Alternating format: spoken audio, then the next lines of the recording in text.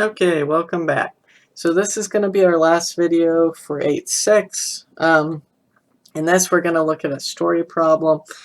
We are going to throw a ball up, just straight up into the air at an initial speed of 36 feet per second. And we want to know what's kind of the height it reaches, okay? So when you do this, right, you're going to throw the ball up, it's going to go up in the air, and then it's going to come back down, right? Essentially, what we want to know from this is what is the height that the ball reaches when you throw it up in the air, okay? And it gives you an equation for this. You wouldn't have to find this equation. They'd always give it to you.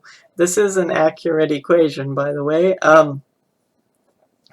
So we have negative 16t squared plus 36t. This tells us at any given time, if I plug in a t, how high the ball is above the ground. Okay? So I'm going to use this equation to find the maximum height. Okay? So if you kind of think of this, this height equation, when you actually graph it, right? If the y value was h, the x value was t, right? As a function, this is a quadratic, so it's going to look like a parabola, right? And it's going to be an upside down one because there's a negative there. So it's going to be something like this, okay? Just along those lines. So the tallest place, the maximum height, right? Places where it reaches its maximum, note, this is the same as the vertex of the parabola, right? The maximum height is going to be the y value of that vertex, okay? So what we're going to do is we're going to find the vertex of this parabola, and the y value will be the maximum height, okay? So we already talked about in the two previous videos how we find the vertex of a quadratic equation, right? We use the vertex is always at negative b over 2a, and then you plug in the x, right, to get the y value, okay? So what we're going to do here is we're going to take our b, which is 36. So this is the x value of the vertex, right? Negative 36, right? Divided by 2 times a. So 2 times negative 16. Okay? So 2 times negative 16, that's 32. So we've got like negative 36 divided by 32, negative 32. So 36 divided by 32. Let's see, what goes into both of those? I think, let's see, 4, I think, goes into both. 4 times 9 is 36.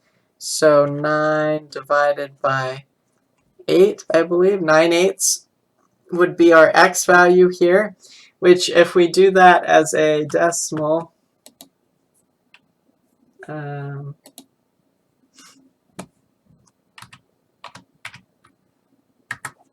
it's like 1.125, okay? So we found the x value of the vertex, and what is that? That is going to be the time that we reach the maximum, right? So how long it takes us to reach the maximum, because that's the x value in this is t, right? Time, okay?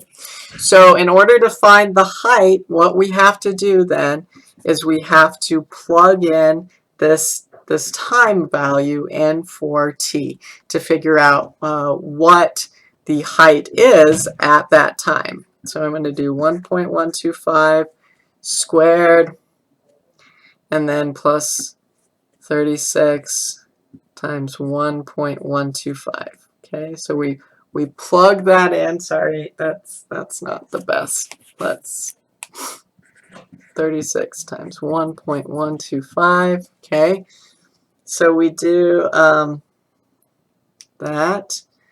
So let's actually throw that in the calculator and see what happens.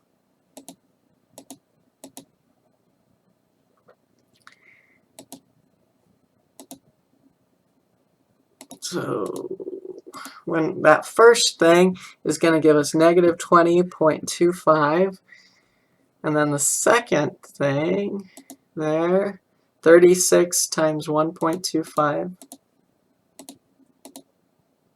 125 is 40.5. So I do negative 20.25 plus 40.5. So this is going to give us 20.25. Okay, so that's the maximum height I would be reaching there, is 20.25 feet.